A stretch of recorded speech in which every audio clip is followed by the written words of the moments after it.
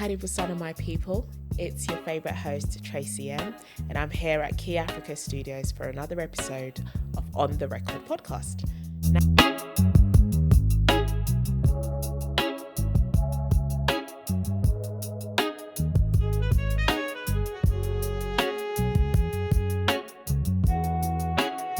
Now, I'm alone in the studio today, and I'm really trying to adjust to just talking to you one-on-one.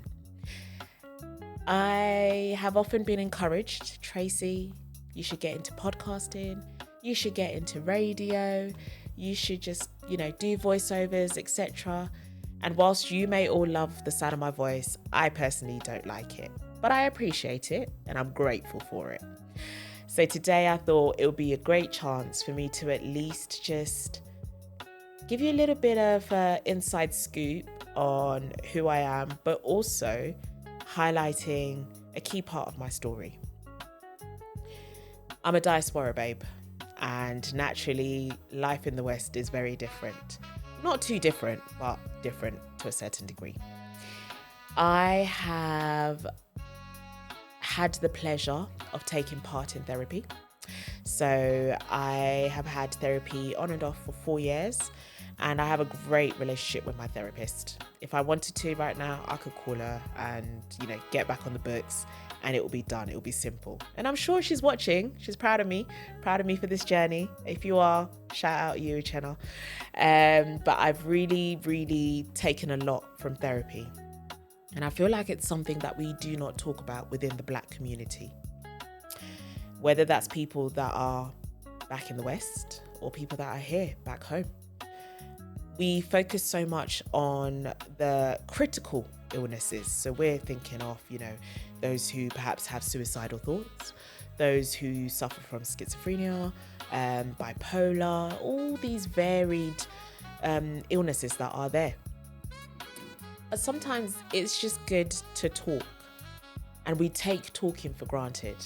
I think as women, as a collective, we're stereotyped to, women always want to talk. They always just want to let it out. They always just nya.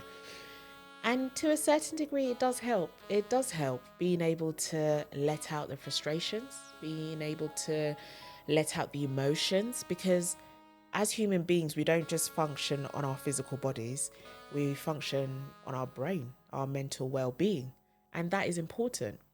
And I've had conversations here with many gentlemen where I do encourage them to look after their well-being, because again, we just think for men, tough it up, keep it going, man up. And I would have to say that I always try to encourage anyone who has the opportunity to take up therapy. Now, again, I understand that I'm speaking from privilege because I was more than happy to fund therapy, because therapy is not cheap. It's something that's pricey. And, you have to make a sacrifice. It was part of my monthly upkeep that I would always have my 1 month session just for my own sake, because I need that. I need to offload. I need to talk about my friends not calling me about something. I need to talk about things happening at work and I'm feeling as though I'm not performing to the best of my capability. I need to talk about my Black experience as someone who's grown up in a white society. And so I have a lot to share. I have a lot of things I've learned. And I think one of the most fascinating things I've learned is that therapy is the gateway to understanding human beings. My mum was never a fan when I told her. So I guess let me begin with the story. I started therapy in 2020, just during COVID, because we were working from home. I wasn't spending so much on travel, food, etc. I was comfortable. The money was coming in. So I thought, you know what? Let me take up therapy. Let me try and discover why I am the way I am. Because naturally, everybody saw this confident Tracy who would just walk into a room and, just speak to anyone and everyone. But deep down, there was a lack of love for myself. I would always mask everything through laughter. So a lot of my jokes, a lot of my taunting, it was coming from a place of hurt, if I'm honest. It comes from a place of hurt. And that's not to say I've changed completely, because no, anyone can get it. We'll still laugh no matter what's happening. Laughter is always the key for me. But I kind of understood why I had more of a negative approach that I would mask as just, it's banter. It's just banter. It's fine. And so I took on therapy, and I discovered a lot about myself. Now, Mum, if you're watching this, I'm so sorry. I love you either way. But I assumed that being raised in a single parent household, I had daddy issues, and this is where it all stemmed from. But then I actually came to realize that a lot of my behaviors, a lot of my insecurities came from living with my mother, being raised by my mother. And my mother was a single parent. And so through her experience, through her own childhood, I also inherited her way of thinking, her way of perceiving things. And I wouldn't say it's bad, but that's exclusive to her, and that should have never been projected onto me. So one of the key things that I've always said about Mum is, she's very sharp with her tongue. And growing up in our house, it was just me and Mum. It was just the two of us in Essex living life. I grew up pretty much alone because my mum would be working. She was a student. She was working, hustling as much as she can, which I appreciate. So I spent a lot of time alone. I was able to entertain myself and also be a class clown where I could, because, that's the interaction that I had.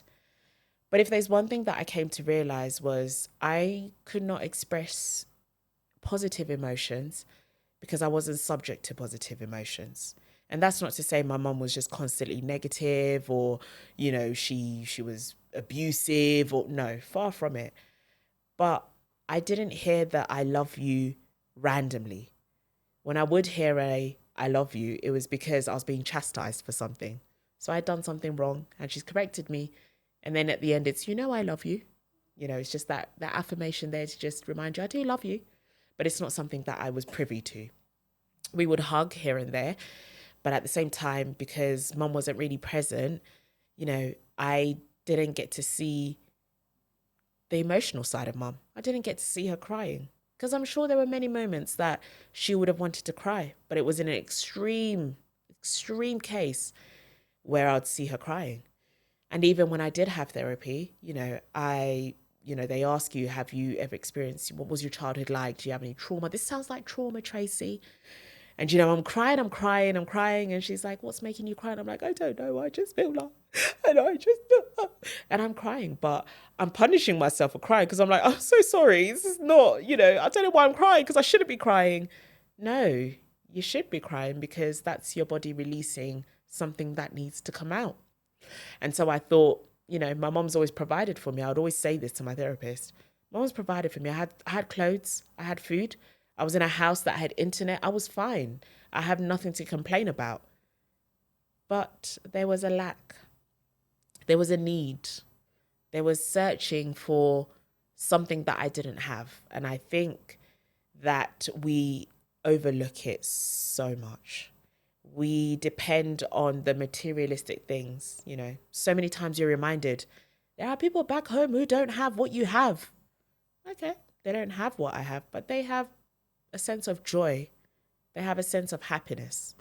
As children, they're having fun. They're outside. They're playing. As a child, I'm indoors on the internet, just watching things, nothing else. And so I always encourage, again, I've always encouraged my mum, you should take up therapy. I think you need it. She told me, no. That's for Mzungus. That's not for us. It's nothing to do with us. We don't need that therapy talk. We don't need that therapy. Well, I'm fine. Nothing bad happened to me. But I don't know.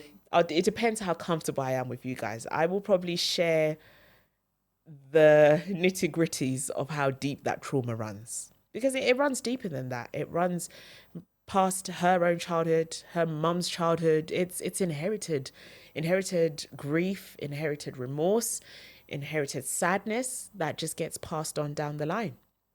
And so I've made it a thing that I try to talk to my nephews. I try to engage with them, and we speak openly. We have this forum where they can come to me with any things that they're facing, things that they perhaps would be deemed it's uncomfortable to talk to your auntie about. No, talk to me. Let me know.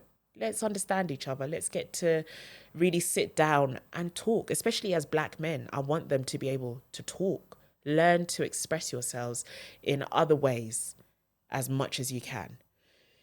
And one thing I will say I've really loved about therapy, other than getting to know myself, getting to be more confident, getting to love my body, getting to understand my worth, understanding that I hold value, understanding that I'm greater than what people perceive me to be, I have loved the sense of understanding people. So that has come in the form of understanding my partners, understanding my friends, understanding my family. I have a lot more grace. And that's one thing that I always say to my mum. You don't understand how much more grace I have for you now that I've had therapy. Because when I look at you, I'm not looking at, oh, this horrible woman who's just never nice to me. I'm looking at, oh, this is a hurt woman who has never had the love that she deserves. And now, unfortunately, she finds herself hurting others. And it's not intentional. It's just learnt behaviors. It's inherited behaviors. And so I have that with my friends as well, because there will be times when, I feel alone. I feel like, oh, it's just me left or etc. But no, now I understand that this person is going through this and this is why this is happening. And this is why they're perhaps expressing themselves in this way. It's not coming from a bad place, contention or jealousy or no. It's just coming from their mind is completely swallowed with what is going on. And this is their story, this is their struggle. And I feel as though we need to talk a lot more, guys. We need to reach out to each other. For the mandem, when you guys link up, I always have conversations with the guys here at the studio about this. Do you really ask yourselves, how are you today? Or are you just answering for the sake of answering? Yeah, all good. Nikopoa, yeah, salama. That's it. It ends there. But there are things that are happening indoors, within households, within individuals. There are conversations that need to be had. Mothers and their sons, you need to sit down and talk. Fathers and your daughters, you need to sit down and talk. Women to women, we need to sit down and talk. Husband to wife, get to know each other, understand each other, get to the core of it. Communication is key, as everybody says. And I want to encourage you, if you ever have the opportunity, to seek therapy, or to even just, therapy comes in different forms actually, because sometimes people find going to the gym therapeutic. People find hobbies, they find cooking, cleaning, all these kind of outlets that allow them to have their own reset, refresh, reboot.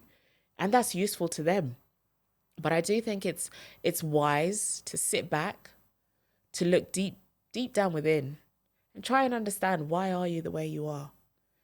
I'm still on a road of discovery. I'm still on a journey of knowing who I am, because the Tracy that I am today is not the Tracy that I was last year. It's not the Tracy that I was in 2020. And it sure is not the Tracy that I was in 2012. But I'm learning more and more each day.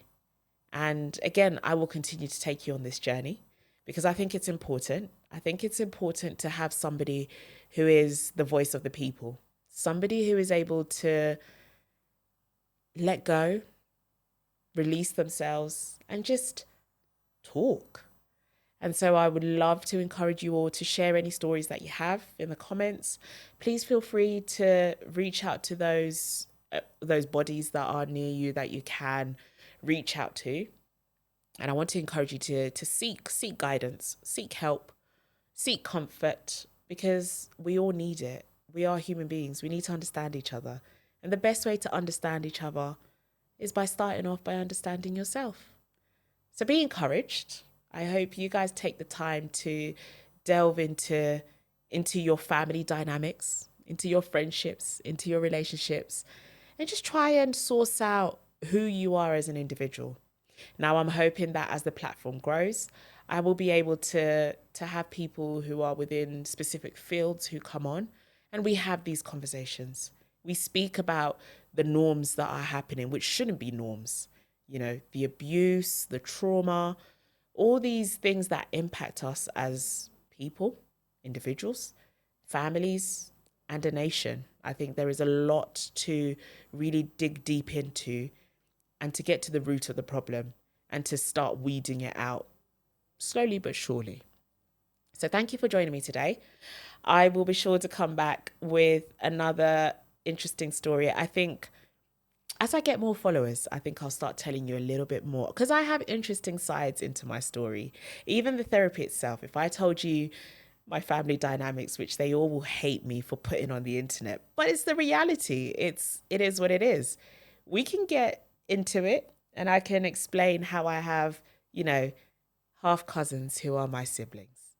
So join me next time where I can tell you a little bit more and we can delve a little bit deeper into who you are.